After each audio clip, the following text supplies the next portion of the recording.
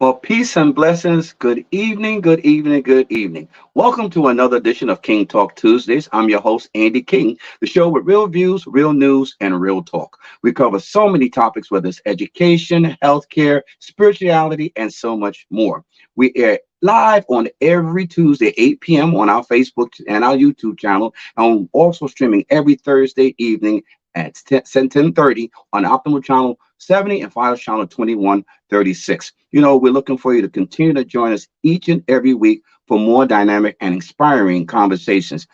King Talk is one of the shows that's been around for the last couple of years, and I'm truly thankful and grateful for everyone who's been tuning in from King Talk Town Hall to King Talk Tuesdays. And you know what I always say, right? People pay attention to people who participate. So tell a friend, tell a neighbor that King Talk Tuesdays is airing right now. They can leave a comment, leave a thought in our Facebook or our YouTube lines, or they just email us at kingtalktuesdays@gmail.com. Again, our email address is kingtalktuesdays@gmail.com for any thoughts, comments, or statements. We'll be right back on King Talk Tuesdays to talk about what this Labor Day looks like right after a message from a couple of our friends. Welcome to Therodynamics, where we get you back to life. We offer physical therapy, occupational therapy, and speech therapy. We accept all major insurances. Don't worry about an appointment. At Therodynamics, walk-ins are accepted. We have locations in the Bronx, Manhattan, Queens, and New Jersey. Our therapists, combined with our cutting-edge technology, will get you back to life. Visit our website at www.therodynamics.com for locations, services, and more. Hi, Frank Perez here from Eastchester Chrysler Jeep Dodge Ram, where you'll always pay the least in the East. There has never been a better time to stop in and save.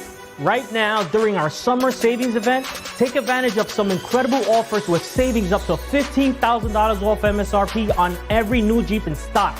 Even lease a new Jeep Compass for just $299 a month with zero due at signing. That's zero due at signing, just sign and drive. Eastchester Chrysler Jeep Dodge Ram, pay the least in the East. It's Jeep season. Oh, yeah. Pay the least in the East, and it's definitely Jeep season. Please go out, and if you need a ride, check out Eastchester Jeep. And for all of your body parts, check out Therodynamics and get your body back to life. There's a lot of things that are going on in the world today. But you know what I really want to know?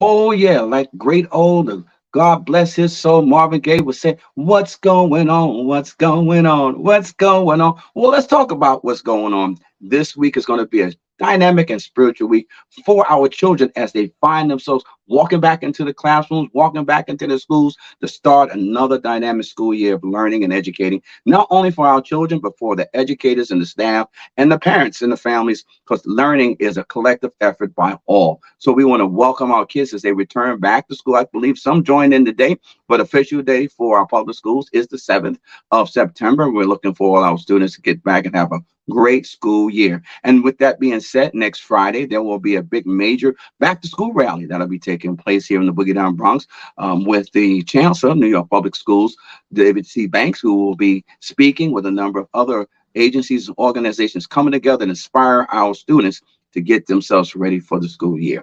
So secondly, we want to talk about, I don't know where you've been today, but it's been kind of hot out there. I won't even say it's Africa. It's like oven hot out there.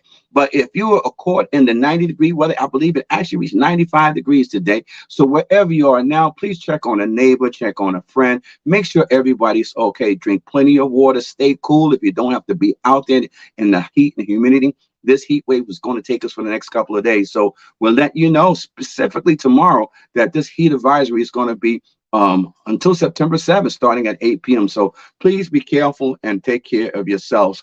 Also, we want to let you know, please, you got to avoid any strenuous activities. If you're not already in shape as a firefighter, please don't go out there. For our children who play sports during this time of the season, please, coaches, make sure we're doing the right thing to make sure no one passes out from heat exhaustion.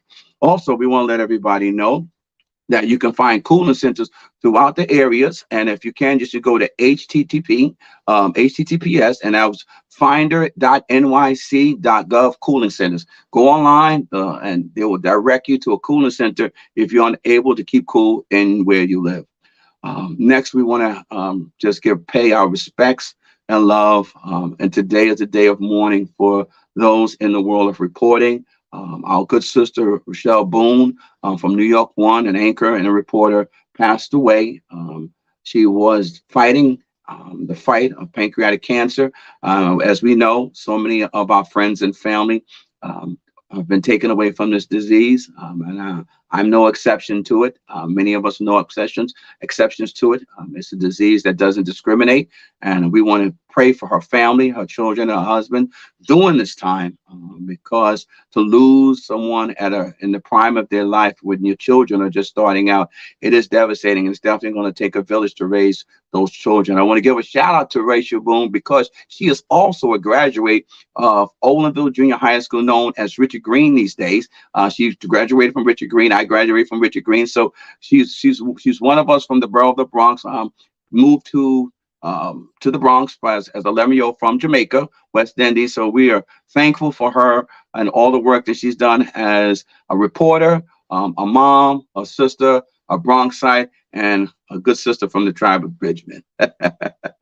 Next, we're going to talk about Labor Day. You know, yes, Labor Day was yesterday, and people were marching. Labor was out there in full effect, doing what they do. You know, today's topic is truly that. As we talk about labor, because without labor, there can be injustices on how we get treated in the workplace, how we get treated in pay, how do we get treated by co-workers, how do we just get treated unfairly by the masses and the bosses who run some of the structures that in the working environment. So I'm thankful to every union that's out there that's fighting for the cause. I'm a union man myself.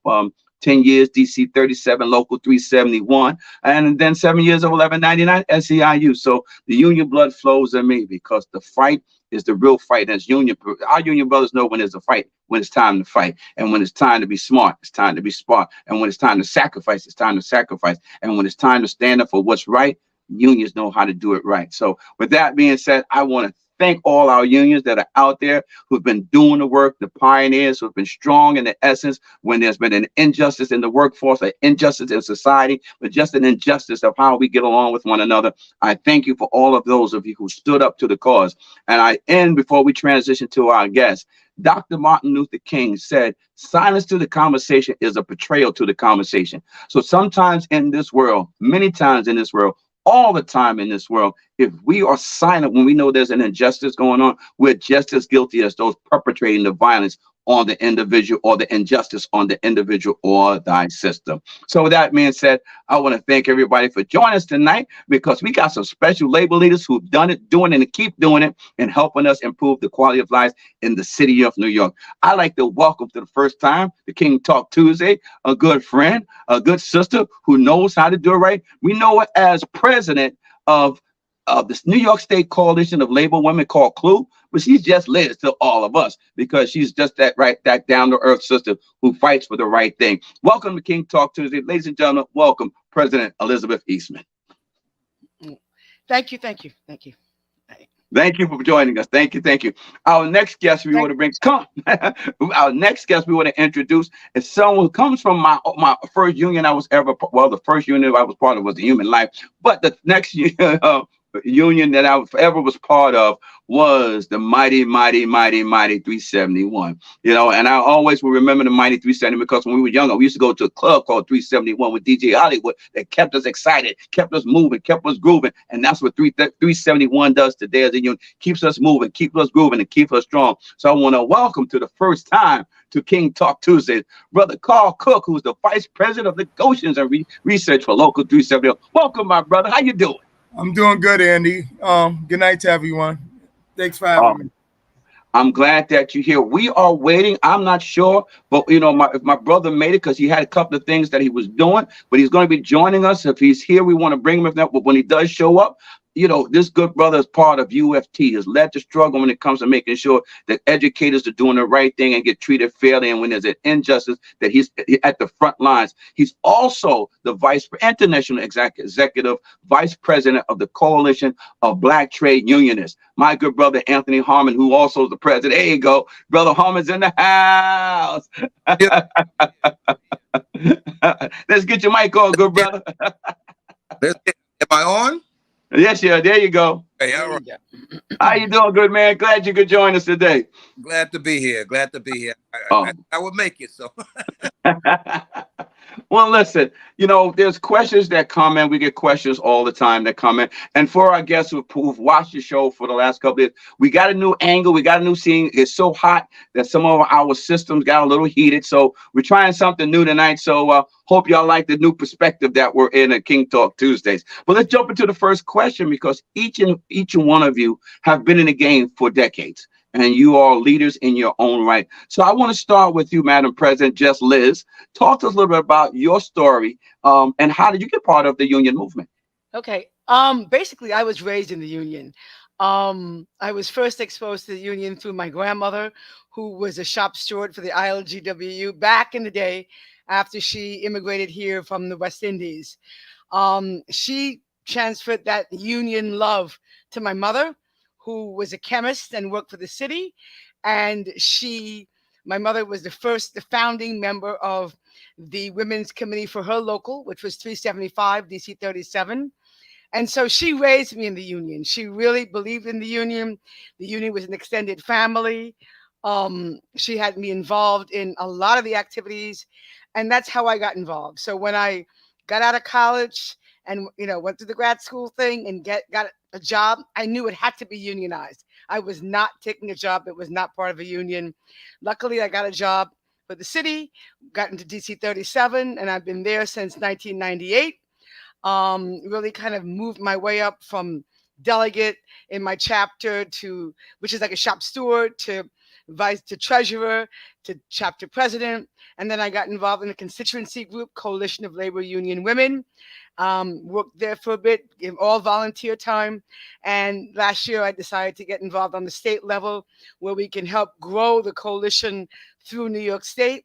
And my vice president is the Honorable Neva Shillingford King. And together we work and to try to get the word out. So union has been in my life and my blood, and it's been there, and I think it'll always be there for me. And that's me.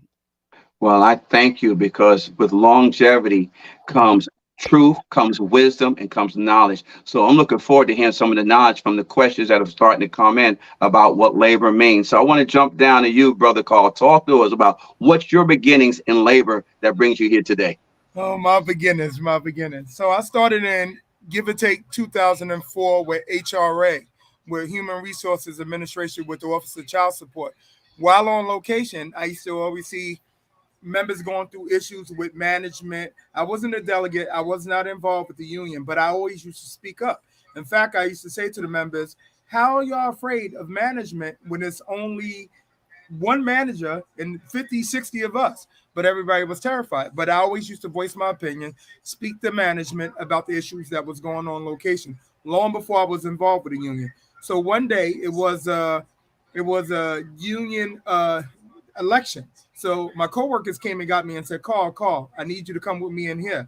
I said, for what? So I followed them in the room. They said, we want you to be a part of the union, run as a delegate or alternate. I was like, no. They was like, come on, you do it anyway.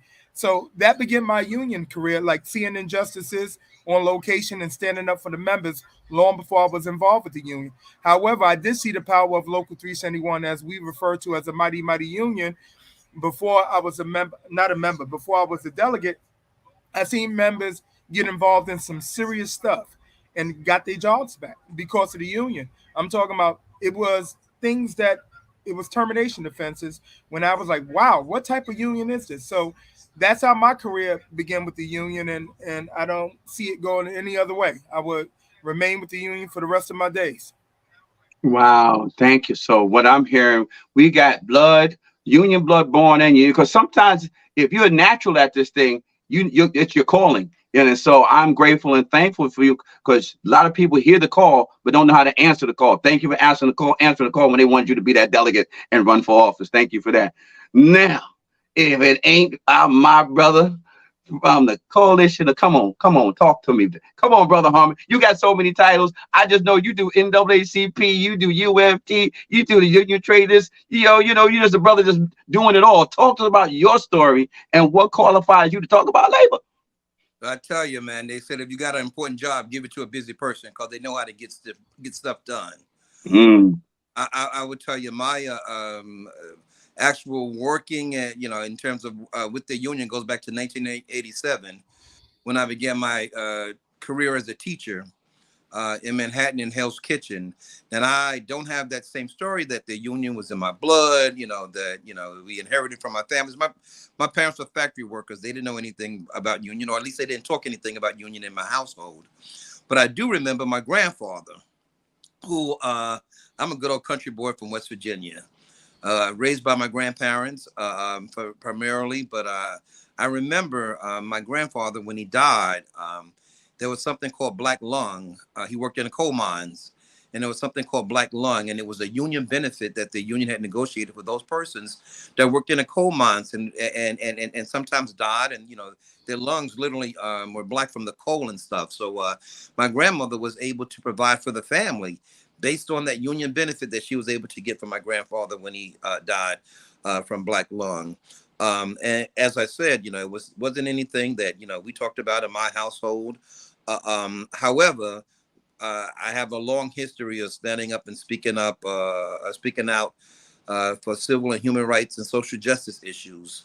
And what I quickly learned, through my involvement at the union, is that we are one movement with one goal. So whether we're talking about the civil rights issues or whether we're talking about our labor issues, it's the same exact cause, same exact fight. I think Dr. King said it best. Oftentimes when you hear the people that talk anti-labor, they also talk about anti-civil rights. It's the same enemy that we try to fight in our daily lives. So I think that began my career, labor movement. I started classroom teacher. I didn't want to do anything but go into the school and teach my classes. But there's an old saying that goes, when you know better, you do better. Once I learned what the union was about, how the union helped, the union benefits, I quickly changed my story and got actively involved. And I jumped into this thing with both feet, I dove in head first. I quickly got involved, and I became a delegate for my school. I got involved, and I became a delegate for our statewide union. The union at one point asked me to come on board, and I worked part-time, so I would work during the day teaching and then go to the union in the evenings and work and help members on a variety of issues. Then after that, I was asked to come on board full-time. So I've been on board full-time with the union for the last 17 years. I've served as a special representative. I served as a director for one of the departments, and then that department became 3 departments that I was supervising. I then got promoted to assistant to the president, and now I serve as chief of staff for the United Federation of Teachers. But in addition to that, as my sister, I got involved with one of the constituency groups with the AFL-CIO, known as the International Coalition of Black Trade Unionists. I served as a delegate to that convention for many, many years. And about 6 years ago, they asked if I would run for international executive vice president, and that's what I did. So that brings me to the table tonight. All right. Well, I got to ask this question. Thank you for this. So if I'm listening, you had 18 years of service in the union. Brother Carl, how many years you say you would claim in the union? I've been with the union since May 2011. Yeah. 2011. Yeah. All right. I've been a delegate since 2004. So you're talking about 18 and 18 right now. And Liz, you got... I have been a union member since 1998, but I've been doing stuff before that. I mean, in college, I had a scholarship and I did organizing with the ILGWU. And then I did work with my mother in the background and stuff as growing up and watching her and doing what I could to help out whatever function she was working with. That So I've been sounds like around. that sounds like a good 30 years right there. Eh, And yeah. I mean, I, to be fair, my mom was a single mom and she raised me, and she didn't want to leave me home alone. So anything she went to, union meetings, union activities, she took me along. So that was really my thing. and I've, So so go ahead, Anthony, go ahead. I've done 30 years by myself. I started out in 87, 1987, not Okay. in Wow. 19, as a youth member.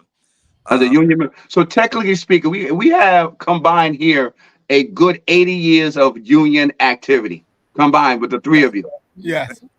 A good 80 years. So that means you don't know it all, but you're sure damn close to it. So, Not quite. Lot to learn. Lot to learn. so listen, I want to know about each one of the unions. I got a question that came in. They want to know a little bit about your unions. Who do you represent, and what kind of work that you do to help? So I want to start with you, Sister Liz, and talk a little about the unions that you came out and you represented, and what do you do with that union? I came out of DC 37, Local 375, and I'm still there. I am on the shop floor. I work basically 9 to 5, and I do my union activity before work, after work, and at lunchtime. I represent the 500 members that are in my local that are part of HPD. The way our union is divided, each agency has its own structure, and then we report to the president of the local. So basically, I work within HPD and I troubleshoot anything going on with my team in HPD for the 500 members that are there. That's Mm, disciplinaries, grievances, membership now with the whole thing about membership cards, working on signing up members, just getting involved in everything, and bring as we have new members coming in, new workers, try to talk to them from day one about why they have to sign up. Especially now with Janice, it's been challenging because they're like, why do I have to spend this money? But I try to get them at the orientation in day one and say, here's why. And mm. that's what I do with the union.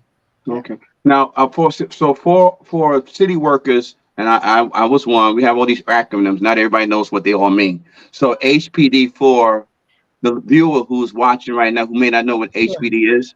HPD is New York's Department of Housing Preservation and Development. And basically, we are the agency that oversees affordable housing in New York City. I am in the Office of Development, and I oversee underwriting and providing funding to nonprofits who want to build affordable housing. And that's it. Oh, okay, excellent. Talk to us, brother Carl. Your responsibilities. What is the union? What do y'all do? Who are you? Other than Okay. the mighty union. Definitely. I got to open up with that. Of course, we are known as the Mighty Union, but we are the Social Service Employees Union, Local 371. Of course, we're affiliated with District Council 37. We represent over 20,000 plus members. Our members are located, I put it like this. Our members are everywhere except in New York City Transit Authority. So we got members in ACS, that's Administration for Children's Services, HRA, Human Resources, every single agency. So we got a variety of members, and we are a full service union. We have a grievance section, research and negotiations. We have a publicity section. We have a organization section where we have workers from the union who go out and check on our members, give out information, and again, like the first speaker said, get them to sign the green card, the importance of the union, make sure they benefits, and just checking on them in general to make sure everything is okay. So that's what we do. We have over 20,000 plus members, and again, full service local. All right. Full service, local, one stop, don't drop. So to Anthony, talk to us, because I know you're a one stop drop within yourself. So talk to us about the UFT. Who is UFT? What does that stand for? And who do you service? so the UFT is the United Federation of Teachers, and we service all of the employees. Well, not all of the employees, but a great majority of employees in our New York City public school system. And by that I mean teachers, secretaries, guidance counselors, psychologists, social workers, paraprofessionals. We service all of those people in our New York City public school system. We have about almost 200,000 members.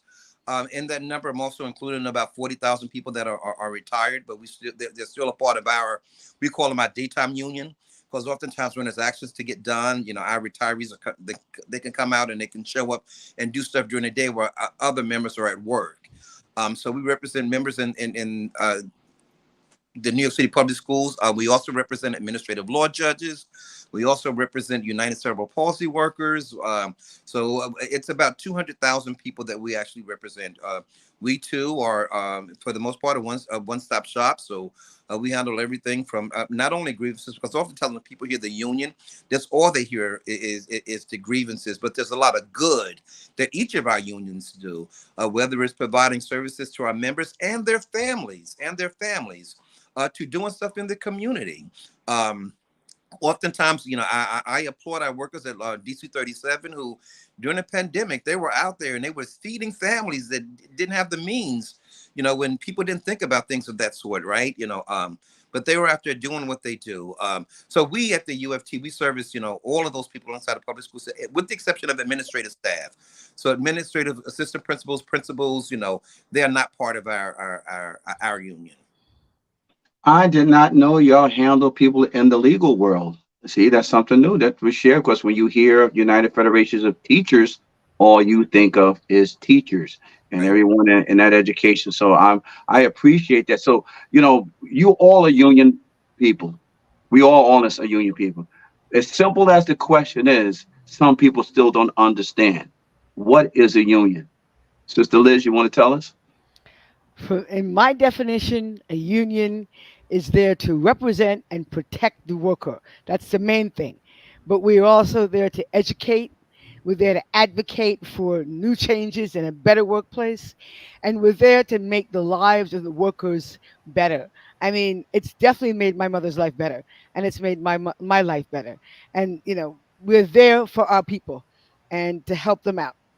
Because Anthony, I heard you mention, people don't know about all the great things about being a union. So talk to us, what are some of the great things of a union? So you want me to go now? Yes. So I would say for us, particularly us as people of color or whatever, it's the union that helped us to get to the middle class. And what do I think the union is? It's a group of people organized with one mission and one particular goal, and that is to help their members live productive and enrich lives. Coupled with that, our members are part of the community, so we want to make sure that the communities are well, right? Our members, are in need of health and medical benefits, so we want to make sure that those things are taken care of. So that's the stuff that we advocate for.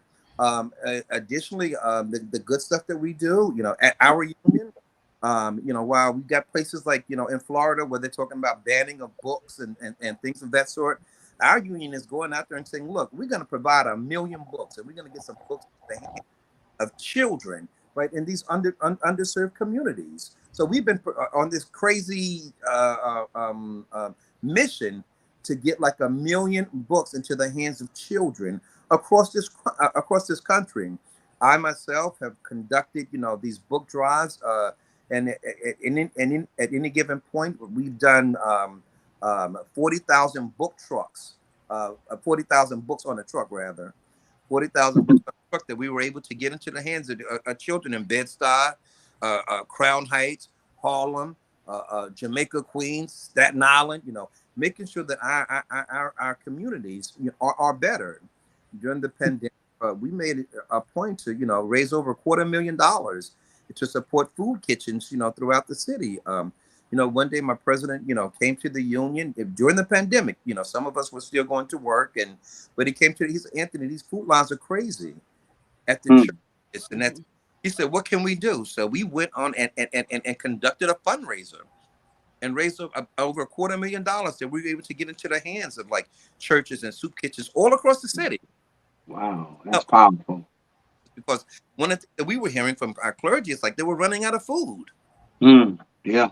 It was that point in time. You're definitely right. It was that point in time, and things were getting scarce. And you know, and when you manufacturing food, when you're growing food organically, there's a lot of food that has to be grown organically. But then when you start getting short, you start manufacturing stuff. But then, how do you get healthy food into our children, into our families? So I thank you for raising that money to making sure that farmer in South Carolina or that farmer out in the Midwest was able to get the funding to continue to grow and continue to ship and move truckloads of food across the country. So thank you for that. But currently, right now, at this moment, we are at halftime of King Talk Tuesday. So we're going to take a break as we always do, and we'll be right back on King Talk Tuesday with these great dynamic union labor leaders to talk more about what labor and Labor Day actually means. We'll be right back after the message from a couple of our friends.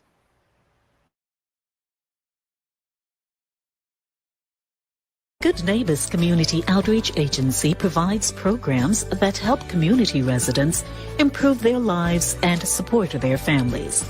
Are you in need of food, clothing, employment, or a home? We also provide immigration services and passport renewal.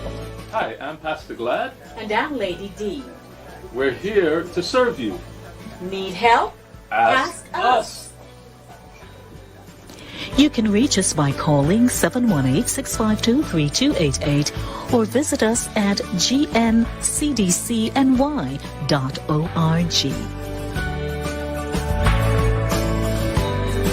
Revolution of hip hop. Bronx Terminal Market. 610 Exterior Street. Bronx, New York. Tuesday through Sunday. Pull up. The Golden Era, 1986 through 1990.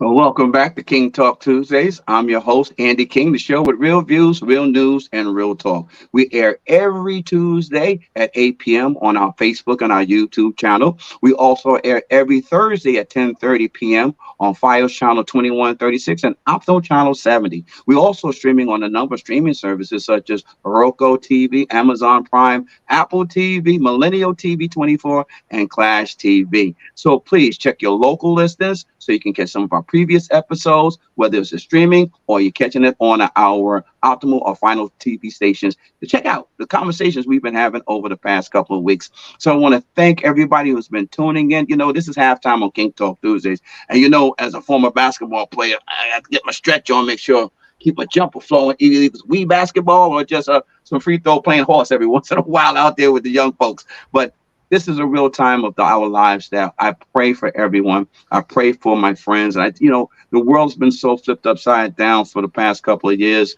You had the disease that was floating around. You got attitudes and anger management on the folks. You got mental health issues, but more importantly, I just said we have a lack of spirituality. And if we can find a spirituality force that allows us to guide us, protect us, lead us, and more importantly, love us, then we can be better together, better to one another, but more importantly, better to ourselves. So I say to each and every one, whatever you're struggling through, for our children, they've gone through some things that a generation of us did not have to experience. So I say, as they walk back into the schools, I'm praying for our young people. I ask everyone to say a prayer for somebody, whether it's the neighborhood, whether it's the community, whether it's your job, whether it's your career, whether it's your friends, whether it's your enemies, your frenemies. Just offer up prayer, to help you get through the day and start your day and claim your day with a prayer.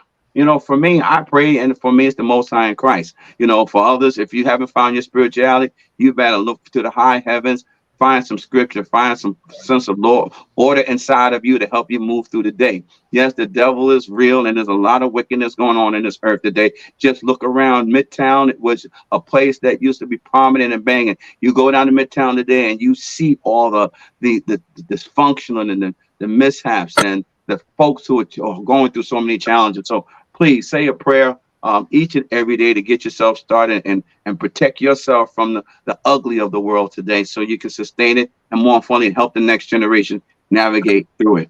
So with that being said, I welcome everybody back to King Talk Tuesdays. prayers up for everyone's strength and blessings. And we got a dynamic panel that's here, and a few people have tuned in. Roberto Fernandez says, "Good evening, SSE Local 371 Mighty Union is present." Okay, cool. And we got, yes, Tish Bezo Shepherd says, "Yes, they need to read." I guess the Army's talking about those thousands of books he got out there, so they looking for those books to come to the Boogie Down Bronx. And Michelle Keller, who was also, oh, there we go, Michelle Keller, who is the president of New York City Clue. We thank her for Cook chiming in, and I think Derek Robinson also from Local 3. There he goes, Big D in the house. Thank you for tuning in and watching tonight's show, and we're continuing to take questions from each and every one of you, and we thank you, all three of you, again. So let's jump into the second half of King Talk Tuesday, because once you get to rolling and rocking, before you know it, the time is up. So this weekend was Labor Day. So let's talk about Labor Day, the importance of labor. What does labor mean for the world? What does labor mean to us? What does it mean to the system? And I want to start with you, and Carl, as in the middle of the city work. 371 is in the heart, whether it's HRA, whether it's child welfare. You're diving right in with folks who need immediate help and guidance. So talk to us about what is labor and Labor Day. What does it all mean? When I think of Labor Day and what labor means, I think of the men and women who came before me, long before me.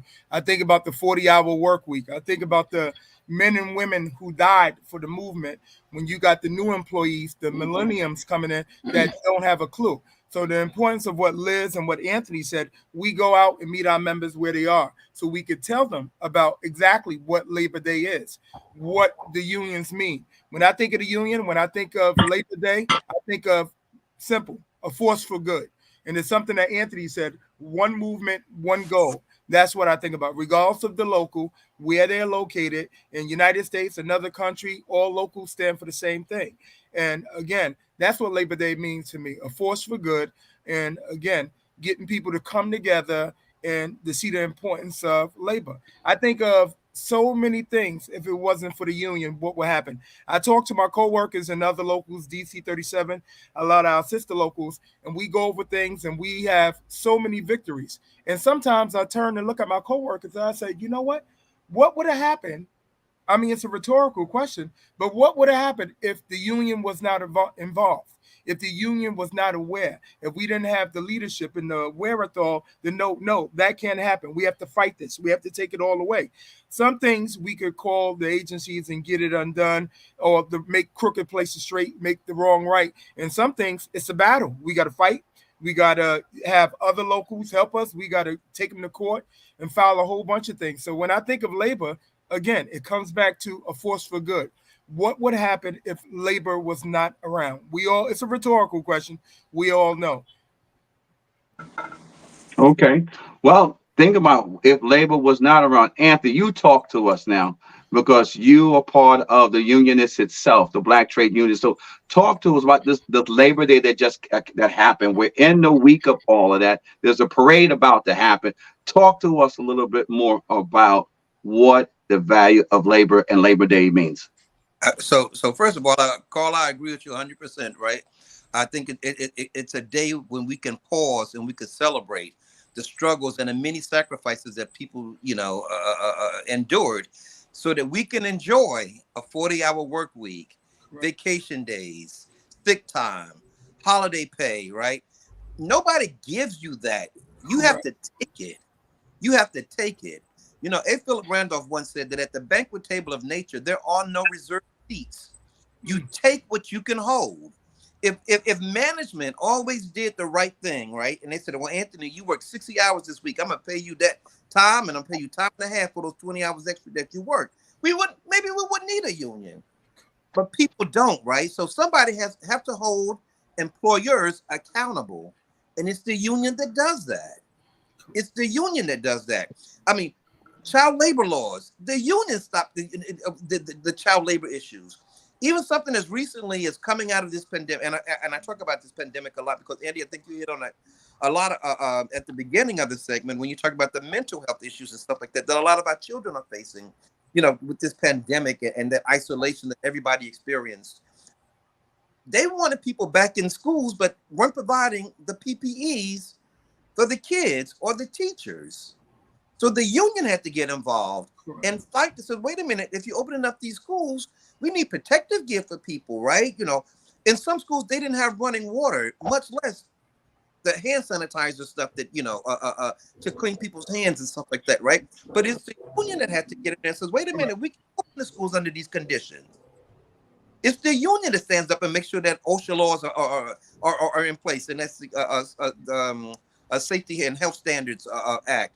But making sure that people, are safe in their work environments. It's the union that stands up for that. So whether I'm talking to, the domestic workers in Brazil, or I'm talking to the healthcare workers in Africa, the message is the same. The same.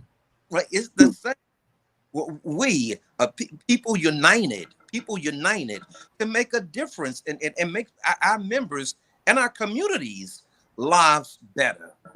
I love that. I love that. Thank you for breaking that down, because some people don't recognize. I heard earlier, this generation, you go to a labor movement and they have no idea of the struggle because they're so used to just being given the final prize, not knowing there's more work to be done to get more food on the table. Sister Liz, talk to us. Labor. What does labor actually mean? What's the value of having a Labor Day celebration? When I think of the value of labor, I think of lives saved.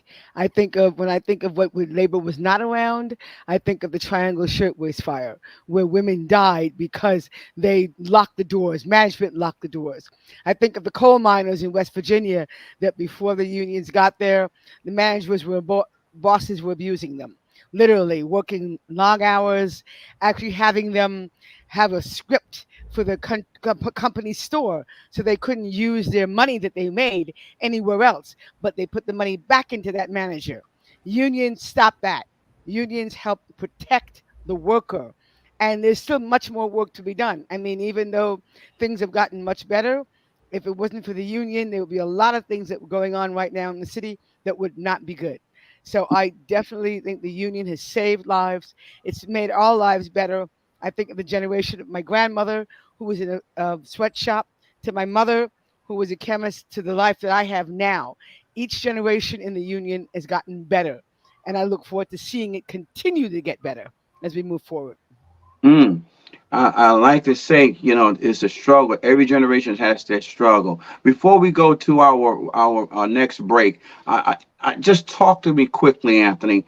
What would you say are some of the things that you have to do to encourage? And I'm gonna give everyone after the break to answer this question as well.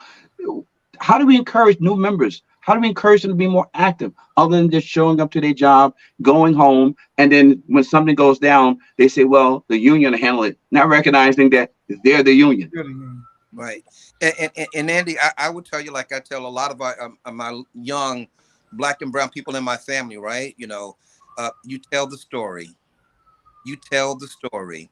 I know when I was a kid and I listened to my grandmother, and she would talk about how she had to walk to school, and the holes in the shoes, and how things were different, and how she had that stories that I remember today. But she constantly told the story, and she reminded us of who we were, right? As a people, I say that we have to tell the story and tell them, and so that they appreciate. It was not always a 40-hour work week. You didn't always have vacation time. You didn't always have holiday pay. You didn't always have sick time. And God, a pension? Yeah, right. You're talking about you can retire and not have to eat cat food. You can retire and live a decent life. What? If managers, if employers always did what they were supposed to do, or what they did was for the greater good or the common good for everybody, then maybe we wouldn't need it. But it's not that case. And even in that case, it'll always be an us against them to some degree. Right. People that are organized and people that are united and working towards a common goal, that's what a union is, bro. And we have to tell our young people and remind them, tell them again about the union and the benefits of being a union member. Wow. With that being said, we're going to take a break from being a union member to being a member from a message from a youth group called the Bronx Youth Empowerment Program. We'll be right back on King Talk Tuesdays after this message. Yep. The Bronx Youth Empowerment Program, YEP, is a youth organization that has served the Northeast Bronx for 17 years.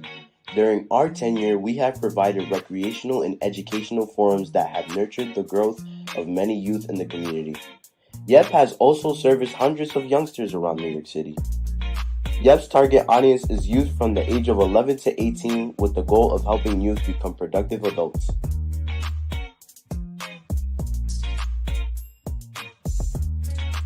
YEP provides young people with resources to explore leadership skills, community involvement, and self-development. YEP consists of weekly and bi-weekly informational sessions with guest speakers from professional, political, and entertainment arenas. Also, as a part of community involvement, YEP will host trips to a variety of venues for educational and recreational experiences.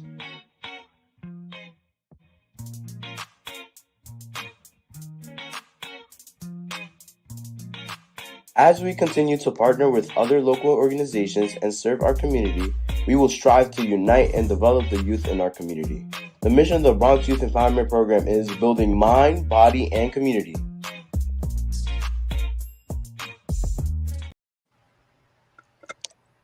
Well, we're back here on King Talk Tuesdays, and we're thankful and grateful for the young people of the Bronx Youth Empowerment Program. Program started over 18 years. Actually, 18 years we're doing the work. My wife and I started it, and I never thought after we pulled it all together, trying to help Fernando Ferrer become mayor. And when Bloomberg won, this young people that we had organized were like, well, what do we do now, Mr. King? And out of that was born the Bronx Youth Empowerment Program to keep them civically engaged, community minded, and looking to do the right things for their body so they don't walk around with that funny limp or have brain issues or whatever story that we see some of our people today. But if you don't know how to take care of that young body, you won't recognize that 14, God willing, one day you'll be 54 or 64. And you forget, you don't know about that. You don't know what the world looks like then. So you don't get it right at 14, 64 can look a lot of rough. So we were so thankful for the young people. But what I got to say to you, I want to thank all of you because all of you do things to help inspire young people. Anthony, we've done some work with you. 371 has been a great supporter of the Bronx Youth Empowerment Program. And I thank you, Sister Liz, for all the guidance and counseling that you've given anytime a young person walks into the room. So we're going to get back in our last segment. We might end up even, time is going to fly by and I might just have to say, okay, we're done. But Anthony, I'm going to just say to you, we don't need some books for the back to school, the big rally. So hopefully I'm going to talk to you off the line and see what we can make happen. So it's going to be inspiring as the chance leads that conversation. So looking forward. Make it happen. We make it happen. So let's get back into, Labor Day is the walk, the parade is happening. Why is it so important to celebrate, quote unquote, or even have a Labor Day parade? Madam President, Sister Liz. I think it's important because we need to educate our younger people. We need to remember what was going on in the past. And without that parade, we won't come together. We need to come together every day, but I think that parade sort of solidifies it. And I want to just say one of my mentors in the labor movement is Sister Michelle Keller. And she's out there all the time, talking the talk, walking the walk. And that's what Labor Day is about. That's why it's important. And that's why it's important to talk up to our young people also. Wow, since you brought Michelle Keller up as I'm just going to put up on the screen because Michelle did chime in and she did say, and she says her statement to King Talk tonight says, hope, a moral strength, leave no one behind. The active and retired are one, a voice for the voiceless. The sacrifices are untold. God bless our new organizational spirit. I love it. I love it. I love it. A motivational word from motivating human being. And if you haven't met Michelle, she is truly a firecracker. Retired or not, she is truly on fire. And she's a mentor to a lot of us. A lot of us. Yes. So thank you. So Carl, talk to us a little bit about this importance of this weekend, this Labor Day parade. The importance of the Labor Day parade is quite obvious, maybe to at least the labor movement. It's a celebration of not only the locals and the unions that represent the members, it's a celebration for the workers as well, the 99%. So when we walk down Fifth Avenue, I see people waving, saying hi. You got some people that don't have no idea what the parade is about. And it was times when I pulled over to the side and said, people like, what is going on? I said, it's a Labor Day parade. I said about workers around United States. We're celebrating the history of labor, the men and women who came before us. And like was said so many times over on this program, 40-hour work week, things that you just don't know. So we have to celebrate this stuff, that labor's here. We're not going nowhere. And we are forced to reckon with. Again, when you see all of the locals coming down Fifth Avenue, I mean, endless of what I call a force for good, just coming down Fifth Avenue. It's very important to have that parade so we can continue and people could get involved and we pass the torch and make sure it don't blow out when we pass it, and that this parade continue on. I like you said something, make sure this torch doesn't get blown out. So Right. as labor, how do you keep the torch from being blown out? Information. It's an old saying, African proverb. They said, if you want to go fast, go alone. If you want to go farther, go together. President Wells, when we go out to locations, we go out, we meet our members, we get them involved with the union. A lot of them do not have any idea. They're contemplating, should I even join the union? Give me a chance, let me go home. And we tell them the importance of joining the union. When we go out to rallies, President Wells, Henry Garrido, and other local presidents always push. We need everybody, every local, regardless of what local is going through anything. We need every local out there. President Wells always say, who's going to take us serious if we got a 20,000 plus union or whatever, and you just see a couple of members out there. So we tell the members the importance of getting involved. So whether it's an issue, regardless, it could be one of our sister unions where everybody need to come out and show support. And they get it then most of the time when we tell them it's about coming together. Your issue is our issue. You are the union. So don't look towards the brick and mortar that houses the union officers and union staff. The union is you right there on whatever location. You are the union. I love it. I love it. I love it. Now here's the hard question. How do you encourage members who have not been able to identify with the sacrifice that's required to keep union strong based on their own job title status? Anthony, you want to take that one? Sure, I will attempt to take it because I think it's something that we all are struggling with, right? It's a very real issue. And what we try to do is meet our members where they are. A lot of times we tell them about their union, and you know what? That may not click with them right away. But let's talk about climate change. Let's talk about how to make a difference. Let's talk about, getting involved with the very recent March on Washington that we just did, the 60th anniversary of the March on Washington. Not a commemoration, but a continuation that the struggle yet continues. We showed them that that this is solidarity forever. As Carl said, their fight is our fight. So when they see me as a UFT member or with the Coalition of Black Trade Unionists, but when the Verizon workers went on strike, I was there with them, right? My brothers and sisters at CWA. When TWU went on strike, I was there with them. When the construction workers went on strike about the safety issues, when they're up on those scaffolds and stuff like that or whatever, I was there with them, right? So it's not just my issue, right? It's all of our issues, right? Because I forgot the poem, but it says, first they came for the Jew and I said nothing. And then they came for the trade unionists and I said nothing. And they came for the preachers and I something along those lines, but to get the is. And then at the end, they came for me and there was nobody left to speak up. So those issues become our issues because today, if they're coming for your pension today, they're coming for mine tomorrow. Exactly. So it's important that we stand together. We unite, solidarity forever, brothers and sisters, solidarity forever. And I would say we have to meet our members where they are. And sometimes it may mean some, non-traditional things, right? I've met members, at a bar and had a couple of drinks with them or whatever, just to say, like, listen, how do I get you more active involved in this union? Correct. What do we need to do? Let's go have coffee. Let's sit down. Let's break bread. Let's talk about this because you know what? We need them. I'm not getting older. I mean, younger. I'm getting older, right? You know, I got more days behind me than I had in front of me. But it's the movement and stuff, right? But I want to make sure that there's somebody behind me that understands and that really appreciates the struggle. Right. Okay. Well, now you representing that coalition, but we have a big coalition with the Coalition of Labor Union Women, where the number of different unions come together and our sisterhood comes together and stays strong. So, Liz, talk to us a little bit about CLUE. What has been the defining moments that allows y'all to stay together and fight for everyone's cause? I think because, as Brother Harmon said, we meet our members where we are. And the beauty of CLUE, as well as all the constituency groups, is that we move out of our little shell of the union that we belong to, and we get to see a broader perspective of the union movement. Through CLUE, I've met union sisters that I would have not crossed paths with just because the jobs are so different than what's in my district council 37. So it strengthens the movement. It helps us better understand some of the struggles beyond the struggles that I have in my union.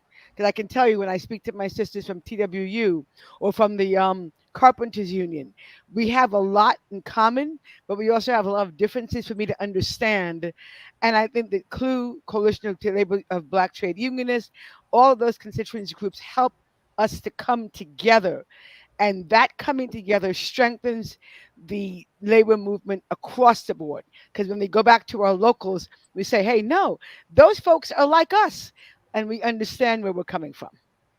Wow. Well, I got to say, I'm so thankful, and whereas those wise words of unity will always resonate. And if our young people can understand the unifying forces that came together before the union was formed, after the union was formed, after the victories, that they understand there's more victories on the table and not be satisfied because you were able to get one piece of steak when there's 3 pieces of steak still left on the table. But you got to go get it, and you got to leave some for the next person who's coming in the door. Listen, we about wrapped out of time. As Carol Burnett used to say, I'm so glad we had this time together. Listen, I want to give y'all 15 seconds, final words, something you want to tell your local, you want to tell the union world, you want to tell everybody how to inspire, be part of this weekend Labor Day. I'm going to start it off with you, Mr. Anthony. Go ahead, Brother Harmon. Again, man, meeting our members where they are, I think it's key. And sometimes we can't talk to them about pensions and benefits and so forth, like right off the back, right out the gate. Sometimes we got to let them know that, hey, we're there not only about the union, but about these social justice. So whether it's a woman's right to choose, whether it's the ability to vote because they're trying to, take away people's rights to vote, our unions are there, and we're standing and we're saying no, it's not right. It's not right.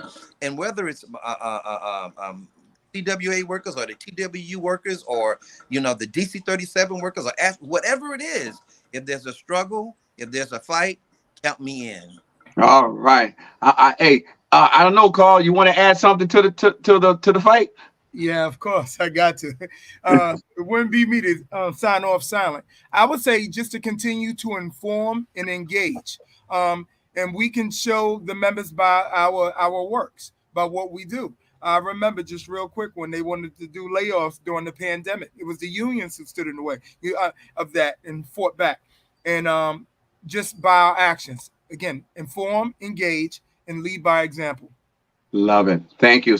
Sister Liz, just Liz, you get the last word. I just want to say it's important that the unions continue to work together and that we stay strong and that we take care of all of our workers, either they're new workers, either they're present workers, or they're our retirees, that we work together because it's got to be one fight together for us to stay strong as a 99%.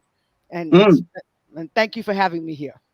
Thank you for all of y'all. All I can say to y'all before I let you go, that y'all all were supercalifragilisticexpialidocious. Thank you very much. Thank you. Listen, we are finished. Our time is up. But as always, we always do on King Talk Tuesdays, we end every show with a scripture. And tonight's scripture reads from 1 Corinthians 13, verses 4-8.